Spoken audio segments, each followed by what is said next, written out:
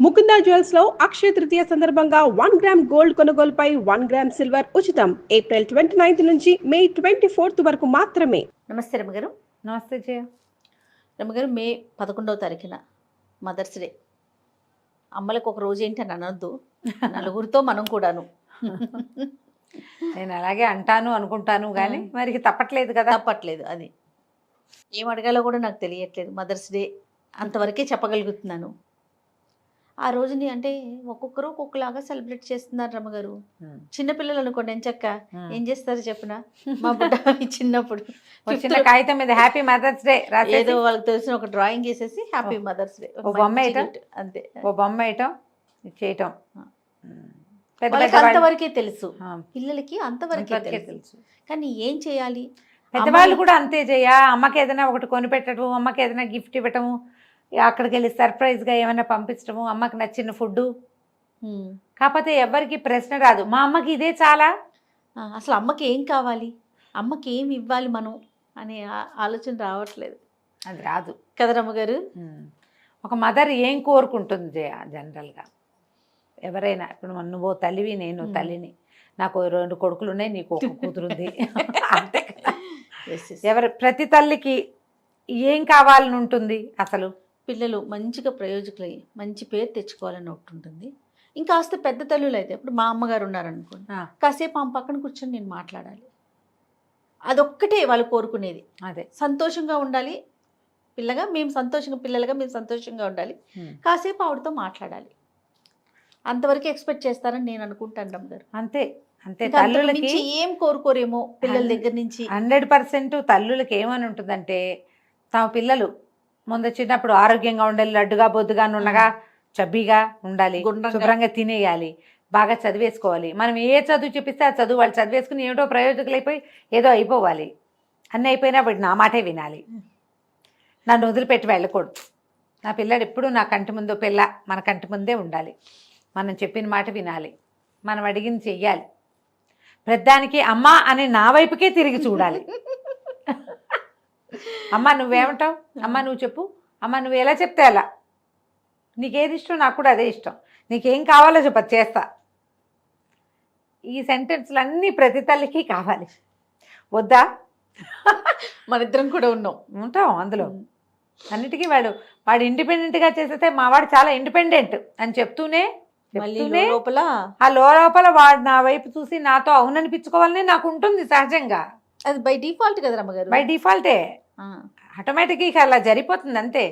తల్లులకి సహజమైనది. వాడు ఇప్పుడు మావాడు ఏ టైంలో ఫోన్ చేసినా 1 గంటకి 2ంటికి వచ్చినావా, తలుపు తీస్తాను నేను, తిన్నావా అని అడుగుతుంది ఒక ప్రశ్న. నేను నిద్రలో ఉన్నానుకో, తినానమ్మా అని వాడే చెప్పేస్తాడు. అదా నా ప్రశ్న అదేనని వాడికి తెలుసు గ్యారంటీగా. అలాగే ప్రతి తల్లి ప్రశ్న, ప్రతి తల్లి కోరిక పిల్లలకి ఆటోమేటిక్గా బై డిఫాల్ట్ తెలిసిపోతుంది. కొంతవరకు జయ, కొన్నేళ్ల వరకు వాళ్ళ అమ్మకి ఏం కావాలో వాడికి తెలుసు. నేను అనుకుంటాను మనం జడ్జిమెంటల్గా ప్రవర్తిస్తాం ప్రతి విషయంలో. నేను కూడా ఇప్పుడు నేనైనా నువ్వైనా, నీకు ఒకతే పిల్ల కాబట్టి ఒకటి, మాకు 2 ఉన్నాయి కాబట్టి నేను ఒక రకం, వాడు అలాగా వీడిలాగా, లేదా అది అలాగా ఇది ఇలాగా, పెద్ద అబ్బాయి అట్లా, చిన్న అబ్బాయి ఇట్లా, 3వ అబ్బాయి ఇట్లా, 4వ ఇట్లా, 16 మంది పిల్లలున్నా 16 మంది సంగతులు తల్లులకు తెలుస్తాయి. వీడింతేనమ్మా, ఇలాగే చేస్తాడు, మా పెద్దవాడు ఇలా కాదు, చిన్నపిల్లాడు ఇంతే వీడు అనగానే చిన్నవాడికి వాడు అంతే, కానీ వాడికి కష్టంగా ఉంటుంది. మా అమ్మ నన్ను ఇలా అనేస్తుంది, వాడు అంతేగా ఉంటాడు, కానీ అమ్మ తను అనకూడదు అనుకుంటాడు. వాడు అంతే, వాడు సెల్ఫిషే, వాడు సరిగ్గా బిహేవ్ చేయడు, వాడు అల్లరి చేస్తాడు, వాడు కోతి వేషాలు వేస్తాడు, వాడు సరిగ్గా ఉండడు, బ్యాడ్ బిహేవియర్. పెద్దవాడు బాధ్యతగా ఉంటాడు. వాడు అమ్మ మీద కోపం పెంచుకుంటాడు, పెద్దవాడి మీద కష్టం తోస్తుంది వాడికి. ఆ పెద్దన్నయ్య మొహం కూడా గిట్టదు. ఇది వరకు ఆ కాలం. ఇప్పుడు ఏముంది, 1, 2. ఈ 1, 2 కూడా అమ్మవాడిని బాగా చూసేస్తోందేమో, దీన్ని బాగా చూసేస్తోందేమో, దానికి ఎక్కువ పెట్టేస్తుందేమో, మా అమ్మకి చెల్లే ఇంపార్టెంట్, నేను కాదు, అవి తెలుస్తూ ఉంటాయి. అమ్మల మదర్స్ డేకి ఇచ్చే గిఫ్ట్ ఏంటంటే, అమ్మ పట్ల జడ్జిమెంటల్గా ఉండద్దు. అమ్మకు కావాల్సింది అదే, అంతేనా? అంతే. ఆమెకి ఇప్పుడు మన అన్నిటికీ కారణాలు ఉన్నట్టే, ఒక పిల్లాన్ని ఎక్కువ లాలించడానికి, ఒక పిల్లాన్ని ఎక్కువ కేకలేయడానికి తల్లికి తగిన కారణాలు ఉంటాయి. అకారణంగా అద్భుతమైన బిడ్డని తల్లి కేకలేదు.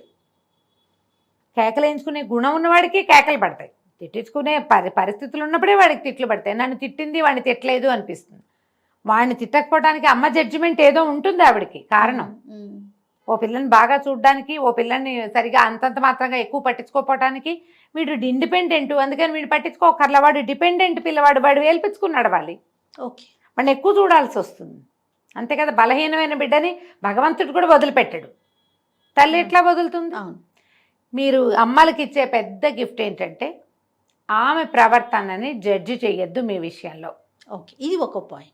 ఇది ఒక ఏజ్ వరకు, ఒక ఏజ్ వరకు. కాస్త పెళ్ళై పెద్దవారు అయిపోయారు, అమ్మాయి అయినా అబ్బాయి అయినా, వాళ్ళకి కూడా పిల్లలు వచ్చేసారు. ఇలాగే ఉంటారు అయినా కూడా. మా చిన్నప్పుడు మా అమ్మకి మా అక్క అంటే చాలా ఇష్టం అండి, మా చెల్లి అంటే చాలా ఇష్టం మా అమ్మకి. ఇలా చెప్పేవాళ్ళు, నువ్వు వినలేదా జయ? విన్నాను రమ్మగారు. మా అమ్మకి మా చెల్లి అంటే బాగా ఇష్టం. విన్నాను. చెల్లి దగ్గరే ఉంటుంది, ఆమెకు అక్కడ ఏదో కంఫర్ట్ ఉంది. నువ్వు అన్నిటికీ రుసరుసలాడతావు, తుమ్మతుమ్మలాడతావు, మీ చెల్లెలు మెమ్మని సహిస్తుంది, ఆమె కథ అక్కడ నడుస్తుంది, అందుకని ఆవిడ అక్కడ ఉంటుంది. నేను మాత్రం పిల్లని కదంటే పిల్లవే, నేను దగ్గర నీ గోల పడద్దు, ఆ తేడా ఉంటుంది కదా. ఖచ్చితంగా కదా. పెద్దయ్యాక కూడా ఇవే ఉంటాయి జయ.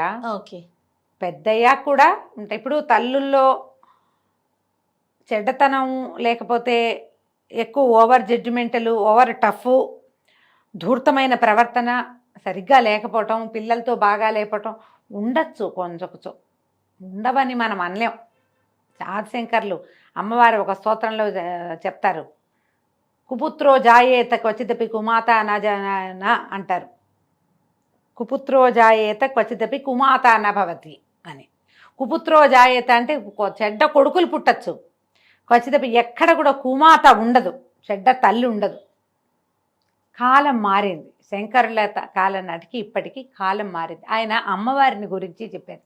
అమ్మవారు అందరికీ సమానంగా చూస్తుంది, అందరికీ సమానంగా ఇస్తుంది. ప్రకృతి మాత అనుకుందాం, మనకి ఇంతమంది జీవరాశులకి అన్ని రకాల శరీరాలు, ముక్కులు, కళ్ళు, చెవులు ఇచ్చింది. కొందరికి కళ్ళు ఇవ్వల, వాడికి ఇంకో ఎబిలిటీ డబల్ చేస్తుంది. కొందరికి కాళ్ళు ఇవ్వలేకపోయింది, ఇంకోటి ఏదో డబల్గా ఇస్తుంది. కొన్నిటికి కన్ను కాలు కూడా తీసేసుకుంటుంది, వాళ్ళకి ఇంకో రకం ఇస్తుంది. ఆ కన్ను కాలు తానే అయిన వాళ్ళని ఎవరినో వీళ్ళకి అటాచ్ చేస్తుంది. అట్లా చెప్తారు, ఎక్కడా చెడ్డ తల్లి ఉండదు అని. ఈ కాలంలో అక్కడక్కడ మనకి చెడ్డ తల్లులు, దుర్మార్గులైన తల్లులు, ఈ పిల్లల పట్ల ఏ రకమైన సున్నితత్వము లేని తల్లు రేర్గా ఉంటారు, కనపడతారు. కానీ అది సహజంగా జరగదు, అసలు అది పాయింటే కాదు అది అసలు మనం డిస్కస్ చేసుకోవద్దు అనిపిస్తుంది నాకు. అదే ఇలాంటిది ఒకటి జరుగుతుంది, చూపించొద్దు అసలు, దాన్ని చూడొద్దు, అసలు చూడొద్దు. కానీ ఏమవుతుంది, ఈ పిల్లల్లో స్వార్థపరత్వాలు ఉండడానికి అవకాశం ఉంది ఎక్కువ. వీళ్ళు రకరకాల ప్రపంచాలు చూస్తారు, రకరకాలు నేర్చుకుంటారు, రకరకాలు తెలుసుకుంటారు. బాగా నిర్లక్ష్యం చేయటానికి వీలైంది తల్లే. ఎందుకంటే నువ్వు ఎంత నిర్లక్ష్యం చేసినా ఆమె నిన్ను వదిలిపెట్టదు, నువ్వు ఎలా ఉన్నా తల్లి వదలదు. దుర్మార్గుడైన వాడికి కూడా తల్లి వదిలిపెట్టదు. అంతే. ఎంతంతో చెడ్డ పనులు చేసిన వాళ్ళు, ఎన్నో రకాల రాక్షస కృత్యాలు చేసిన వాళ్ళని కూడా తల్లులు క్షమాభిక్షని అర్థిస్తున్నది కనపడుతుంది. వాళ్ళు ఎక్కువ లేరు. అదే రైట్, మీరు చెప్పింది 100% కరెక్ట్ అమ్మ. నాది ఇంకొక ప్రశ్న ఏంటంటే, ఉద్యోగాలు చేసుకుంటున్నాం, పెద్దవాళ్ళం అయిపోతున్నాం, మాకు పిల్లలు వచ్చేస్తున్నారు. అమ్మని ఈ వయసులో, అంటే ఆ వయసుకు వచ్చేసినాక అప్పుడు కూడా అమ్మకి పిల్లల మీద అంతే ఉంటుంది కదా. పిల్లలు ఏం చేయాలి అంటే, ఏ విధంగా ఆవిడతో ఉండాలి, గడపాలి అనేది నా ప్రశ్న. ఆవిడని ఎలా తీసుకోవాలి, ఎలా చూసుకోవాలి? పోనీ మగ పిల్లలైనా ఆడపిల్లలైనా తల్లిగానే తీసుకోవాలి. తల్లిగానే ఖచ్చితంగా. ఇప్పుడు ఏంటంటే ఇదివరకు ఇచ్చినంత సమయం ఇవ్వలేం, కాస్త అంటే అదే నేను ఆ అట్మోస్ట్ కేర్ ఇవ్వలేకపోవచ్చు. ఆమె మనకి ఇచ్చిన దాంట్లో 100వ వంతు కూడా మనం ఇవ్వలేం. ఎప్పుడు ఎవరైనా అంతే కదా. నేను మా అమ్మకైనా అంతే, రేపొద్దున మా పిల్లల్ని మాకైనా అంతే. అంతే మన ప్రపంచం పెరిగిపోతుంది. భర్త పిల్లలు వస్తారు ఆడపిల్లలకి, భార్య పిల్లలు, ఆఫీసులు, ఉద్యోగాలు, సమస్తం వ్యాపారాలు వస్తాయి మగపిల్లలకి. ఇప్పుడు ఆడపిల్లలు కూడా ఉద్యోగాలు, వ్యాపారాలు ఉన్నాయి కదా. ఇది వచ్చినా కూడా ఇప్పుడు అమ్మ చుట్టూతానే సెంట్రికల్గా మనం ఆమెను మధ్యలో పెట్టి చిన్నప్పుడు తిరిగినట్టుగా తిరగలేము. కానీ మన జీవితంలో ప్రైమ్ పార్ట్ అమ్మ, ముఖ్యమైన భాగం అమ్మ అనేది ఉండాలి మనకి. ఆమెకి ఇవ్వాల్సిన గౌరవము, మర్యాద, సమయము ఇచ్చి తీరాలి. గౌరవం, మర్యాద, అపేక్ష ఉన్నాయి అమ్మగా అంటే కావాలి మనకి, టైం ఇవ్వం. ఏజ్ పెరిగే కొద్దికి తల్లులు సమయం కోరుకుంటారు. వాళ్ళ జీవితంలో లయన్ షేర్ మనకి ఇచ్చేస్తారు. అవును. మనం క్యాట్ షేర్ అయినా ఇవ్వద్దా? 100% ఇవ్వాలి కదా. 100%. కనీసం ఆ క్యాట్ షేర్ అయినా, చిన్న షేర్ అయినా తల్లికి ఇవ్వండి. ఏదో ఒక సమయంలో, రోజుకు ఒకసారో అరసారో, 2 రోజులకు ఒకసారి ఒక నియమం పెట్టుకుని, ఈ టైంకి పిల్లాడు ఫోన్ చేస్తాడు, కూతురు ఫోన్ చేస్తుంది అనే నమ్మకం ఉంచండి వాళ్ళకి. అబ్బా, ఈ మాట నేను దాని నుంచి మీ వైపు నుంచి ఎక్స్పెక్ట్ చేస్తున్నది. ఆ సమయం సాయంత్రం అయితే 2 రోజులైంది, ఇవాళ అబ్బాయి ఫోన్ చేస్తాడు, అమ్మాయి ఫోన్ చేస్తుంది, కోడలో అల్లుడో ఎవరో ఒకళ్ళు వారానికి ఒకసారి మాట్లాడతారు. ఆదివారం మధ్యాహ్నం అయితే ఫోన్లు వస్తాయి, వాళ్ళు ఖాళీగా ఉంటారు. లేదా ఆదివారం పొద్దున్నే, శనివారం దాకా మీరు బిజీగా ఉంటారు, ఆదివారం పొద్దున్న అమ్మకి నాన్నకి ఓ ఫోన్ చేయండి, కాసేపు మాట్లాడండి. ఉన్నావా, తిన్నావా, పడుకున్నావా, ఎక్కడికైనా వెళ్ళావా, ఒంట్లో బాగుంటుందా, ఏమైనా డాక్టర్ అపాయింట్మెంట్ కావాలా, నువ్వు ఇక్కడికి వస్తావా, పోనీ మమ్మల్ని అక్కడికి రమ్మన్నావా. ఆవిడ ఏదో చెప్తుంది, పక్క వాళ్ళవి వెనక వాళ్ళవి, వినండి, కాసేపు టైం ఇవ్వండి అంతే. ఒక మదర్స్ డే రోజునే మాత్రమే కాదు. టైం ఇస్తాము, మిగిలిన సమయాలు ఇవ్వము అని కాకుండా Yes. వారానికి ఒక్క రోజు, వారానికి ఒక్క అరగంట కనీసం. తల్లులకే సమయం ఇచ్చేవాళ్ళు బోల్డు మంది ఉన్నారు జయ, పాపం లేదని మనం అనకూడదు. ఈ కాలంలో అంటానికి లేదండి.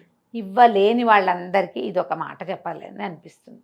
ఈ సమయం వాళ్ళకి ఇచ్చేది, మీరు ఇవ్వగలిగేది అంతే.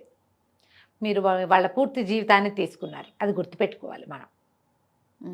మనమ్మ పూర్తి జీవితం, రక్త మాంసాలే కాదు, ఆవిడ జీవితంలో లయన్ షేర్ టైము తీసుకున్నాం మనం. ఎంత ఆవిడ కష్టపడపోతే, అంతా పడలేదు, మీ పిన్నో పెద్దమ్మో వాళ్ళ పిల్లల కోసం పడినంత పడలా, కానీ నీ పడగలిగినంత పడి. ఎవరి కష్టం వారిది వారిదే కదా, వారిదే కదా. కష్టం పిన్నిది, అమ్మ కష్టం అలా అంటారు. అమ్మది. మా పిన్ని పెద్దమ్మ అయితే దగ్గర కూర్చుని ఐఐటీలు చదివించారు, మా అమ్మ అంత చేయలేదు అంటారా రమ్మగారు? అబ్బో బోడు మంది ఉన్నారు. ఎవరికి వాళ్ళు గుండెలు మీరు చేసుకోండి అన్నామో లేదో మనకే తెలుస్తుంది, పక్క వాళ్ళకి తెలియక్కర్లా, మనకు తెలుసుగా. నేను సమాజాన్ని తక్కువ చూస్తున్నట్టున్నాను రమ్మగారు.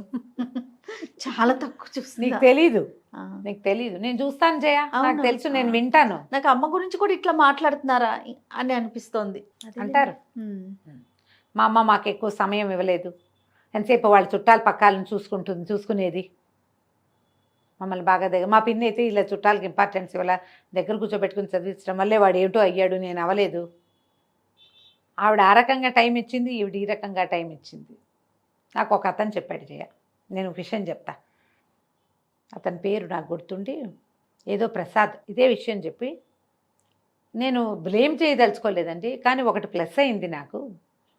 మా కజిన్స్ అందరూ పెద్ద పెద్ద ఉద్యోగాల్లో ఉన్నారు, మా ఇంట్లో ఎప్పుడు ఎవరో ఒకళ్ళు వచ్చేవాళ్ళు, చుట్టాలు పక్కాలు, మా నాన్న వైపు అమ్మ వైపు కూడా. ఇప్పుడు అనిపిస్తుంది, అప్పుడు మాకు పెద్దగా చదువుకోవడానికి సమయం ఉండేది కాదు, మేము అందరి పనులు చేస్తూ ఉండేవాళ్ళం. బట్ నాకు ఒకటి డిఫరెన్స్ కనపడుతుందండి, మా కజిన్స్కి ఎవరితోటి సత్సంబంధాలు లేవు. నేను మాత్రం సీతమ్మ కొడుకుగా ఇప్పటికీ అందరితోటి క్లోజ్గానే ఉన్నానండి. సీతమ్మ కొడుకుని నేను, గౌతమిపుత్ర శాతకర్ణి లాగా చెప్పాడు అతను. అలా ఫీల్ అవుతాను నేను. మీ అమ్మ నీకు శ్రద్ధగా చదివించలేదు, లేకపోతే అప్పుడు నీకు కూడా ఇంజనీరింగ్ సీట్ వచ్చిందని వచ్చేదేని మా కజిన్ ఒకడంటే నేను అనుకున్నాను, నాకు ఇంజనీరింగ్ సీట్ రాలా, కానీ నేను ఎక్కడికి వెళ్ళినా, ఏ ఊరు వెళ్ళినా, నా ఎవరో ఒక కజిన్, మా అమ్మ వల్ల మేలు పొందిన వాళ్ళు ఎవడో ఒకడు నాకు హెల్ప్ చేస్తాడు. ఇప్పుడు మా పిల్లలు పైకి వెళ్ళే పరిస్థితిలో మా కజిన్స్, మా అమ్మ ఎవరెవరిని ఎలా ఏ సమయాల్లో ఆదుకుందో వాళ్ళందరూ అన్ని చోట్ల ఉన్నారు, ప్రపంచంలో అన్ని దేశాల్లోనూ ఉన్నారు. మేము ఎక్కడెక్కడికి వెళ్ళినా సరే మా గ్యారంటీగా ఒకడు, మా అమ్మ కజిన్ ఒకడు దొరుకుతాడు అక్కడ. సీతమ్మ కొడుకు అంటారు నన్ను. 50 ఏళ్ళు వచ్చినా నేను ఇంకా సీతమ్మ కొడుకుగానే ఉన్నానండి. మా అమ్మ అంత గొప్పది. ఆయన నాకు తన గురించి చెప్తూ నన్ను అప్రిషియేట్ చేయడానికి ఫోన్ చేసి అతను చెప్పారు ఈ సంగతి. అంత పెద్ద ఉద్యోగం రాలేదు నాకు, కానీ పర్వాలేదు. మా కజిన్స్ మాకంటే పై స్థాయిలో ఉన్నారు. వాళ్ళలో కొంతమందికి మా అమ్మ కూడా హెల్ప్ చేసింది. ముళ్ళపూడి వెంకటరమణ గారు తన కథలు రాసేటప్పుడు, మన కోతుకొమ్మచ్చి అవి రాసేటప్పుడు వాళ్ళ అమ్మగారి గురించి రాశారు ఇట్లా. కక్కి గారి అబ్బాయి అనేవారట ఈయన్ని. ముళ్ళపూడి వెంకటరమణ లబ్ధ ప్రతిష్ఠులు. అవును, ఎంత గొప్ప రచయిత. బాపు ముళ్ళపూడి రమణ గారు, బాపు రమణలు ఎంత అద్భుతమైన డియో. అవునండి, మనం పొద్దున్నే గుర్తు చేసుకోవాలి సినిమా వాళ్ళని, ఎవరినైనా రచయితల్ని, లబ్ధ ప్రతిష్ఠుల్ని, తెలుగు వాళ్ళల్లో అద్భుతమైన వ్యక్తులు గుర్తు చేసుకోవాలంటే ఆ వరుసలో బాపు రమణలు ముందు వరుసలోనే ఉన్నారు కదా. అవును, ఆయన రాశారు, కక్కి గారి అబ్బాయి అన్నారు వాళ్ళందరూ నన్ను. కక్కి అంటే పిన్ని కాకి అనమాట అది. ఆవిడ ఎంత మందికో ఫీజులు కట్టారట వాళ్ళ అమ్మగారు ఈయన దగ్గర డబ్బులు తీసుకుని. ఆవిడ చనిపోయినప్పుడు ఎంతమందో వచ్చారట ఆవిడ వల్ల సహాయం పొందిన వాళ్ళు. ఇంత ప్రతిష్ట చిన్నదైపోయింది మా అమ్మ ముందని రాశారు. అట్లాంటి తల్లులు ఎంతమందో. అవునండి. ఎంతోమంది. ఈ మధ్య మనం బుక్ లైబ్రరీ గురించి మాట్లాడామా, ఆ రోజు భరణి గారు కూడా ఉన్నారు మనతో పాటు. తల్లులు చదవాలి అని చెప్పాను నేను. నేను అప్పుడు 2 వాక్యాలు చెప్పలా, ఇప్పుడు అది చెప్తాను చూడదు. తల్లులు చదవాలంటే పూర్వం ఏ తల్లులు చదువుకున్న తల్లులు కాదు. ఇప్పుడు మీ అమ్మాయినా ఏం చదువు ఉంటుంది జయ? 7th క్లాస్ చదువుతుండగా మ్యారేజ్ చేసి పెళ్లి చేసేశారు. మా అమ్మకు 1వ క్లాస్ కూడా లేదు, మా అమ్మకి స్కూల్ లేదు. అంత లబ్ధ ప్రతిష్ఠులైన తనికెళ్ళ భరణి గారు అమ్మగారు మాత్రం ఏం పెద్ద చదువులు చదువుకుంటారు ఆ కాలంలో. అవును కదా, ఏదో పెద్దవాళ్ళ శిక్షలు అవి చదువుకున్న కాలమే. వారు ఏమైనా చిన్న తరగతులు చదువుకున్నారేమో కానీ ఎంఏలు ఎఫ్ఏలు లేవు కదా ఆనాడు. అయినా పిల్లలందరూ అద్భుతమైన రైటర్లు గాను, ఎంత లబ్ధ ప్రతిష్ఠలు గాను, చాలా గొప్ప పేరు తెచ్చుకున్న వాడు సంతానం కలిగి ఉన్నారు. ఇప్పుడు మా అమ్మాయినా అంతే. అవును, మా ఇంట్లో మేము అందరం చదువుకున్నాం. ఒక పిల్లకి చదువులేని పిల్ల లేదు మా ఇంట్లో. మేము 8 మంది ఆడపిల్లలు ఉంటే 8 మంది చదువుకున్నాం. ఒక పిల్ల కూడా చదువు రాంది, చదువు లేనిది, తెలివి తక్కువది లేదు మా ఇంట్లో. మా అమ్మకి ఏం లేదు చదువు. పిల్లల్ని చదువు వైపుకి తోసే గుణమైనా ఉండేది ఆ రోజుల్లో, వాళ్ళకి లేకపోయినా అట్లీస్ట్. ఇప్పుడు మనం చదువుకుంటున్న తల్లుడం కాబట్టి మన పిల్లల్ని ఇంకా చదివించాలంటే మనం ఇంకా కొంచెం బాగా ఆలోచించాలని చెప్పుకుంటాం. అవును, ఇప్పుడు మనం ఇలాంటి స్థాయిలో కొంతమంది మనుషుల్ని నుంచోబెట్టారు, నుంచున్నామంటే మనం ఎంత పరిగెత్తామో, మన కింద నిలబడి మనని తోసింది అమ్మే కాదు. 100% అండి. ఈ పైకి తోసిన అమ్మకి సమయం ఇవ్వలేమంటే ఇంకెలాగా మరి? ఓ పిల్లాడు ఐఐటీవో బీటెక్కో ఏమిటో టెక్ చేశాడు, వాడు ఇంతప్పటి నుంచి వాడికి ఎన్ని చేస్తే ఒక టెక్కుతాడమ్మా వాడు? ఎంత సమయం, ఎంత ఓపిక, ఎంత ఖర్చు. తల్లుల రక్త మాంసాలతో పాటు వాళ్ళ సమయం, వాళ్ళ జీవితం, వాళ్ళ కెరీర్, వాళ్ళు మొత్తం అరిగితేనే పిల్లాడు ఒకడు ఎక్కుతాడు పైకి. ఎంతో కొంత నలగాల్సిందే కదమ్మా. కొందరు పిల్లలకు పగళ్ళు నిద్రపోరు, రాత్రిళ్ళు నిద్రపోరు. 7-8 ఏళ్ల వయసు వచ్చేదాకా ప్రతిరోజు రాత్రి నిద్రలేచే వాళ్ళు ఉంటారు. తల్లికి నిద్రేది మరి? మనం ఇవ్వద్దా సమయం? ఇవ్వాలి కదా, ఖచ్చితంగా ఇవ్వాలి. ఇలా ఆలోచించండి. ఈ ఒక రోజున ఏదో గిఫ్ట్ ఇద్దాం, అమ్మకు ఒక చిన్నపిల్లలాగా 4వ క్లాస్ పిల్ల చేసినట్టు ఒక గ్రీటింగ్ కార్డు ఇచ్చి సరిపెట్టద్దండి దయచేసి. వాళ్ళకి మనకి తేడాను చూపించుకోవాలి. మనం పెద్దవాళ్ళమయ్యాం. మన జీవితంలో మన సమయం కొంతమందికి ఎవరికైనా ఇవ్వటం అంటే ఏమిటో అర్థమయ్యే వయసు వచ్చింది మనకి. సమయం ఇవ్వటం అంటే ఏమిటో తెలుసు కదా మనకి. ఆ సమయాన్ని అమ్మకి ఇవ్వండి. ఫస్ట్ ప్రయారిటీ మొదట ఇవ్వండి. వారంలో ఒక రోజు, నెలకు ఒక రోజు ఖచ్చితంగా కాసేపు వాళ్ళతో స్పెండ్ చేసి, వాళ్ళని ఎక్కడికైనా తీసుకెళ్ళి ఏ భోజనానికో తీసుకుపోయి, వాళ్ళకి ఏ ఇష్టం, గుడో గోపురమో, ఓ తీర్థయాత్రో, ఓ ప్లేసో, వాళ్ళ ఫ్రెండ్స్ ఇళ్ళో, వాళ్ళకి క్లోజ్ చుట్టాల ఇళ్ళో వాళ్ళని సంతోషపెట్టడం. సరే మన అమ్మ అలా సంతోషపడే అమ్మ కాదనుకోండి, ఆమెకి ఏం కావాలో అదైనా చేయండి. ఏం కావాలి నీకు అని అడిగి దానికి ట్రై చేయండి ఈ మదర్స్ డే రోజున. చాలా సంతోషం రామగారు. నమస్తే. నమస్తే చేయండి.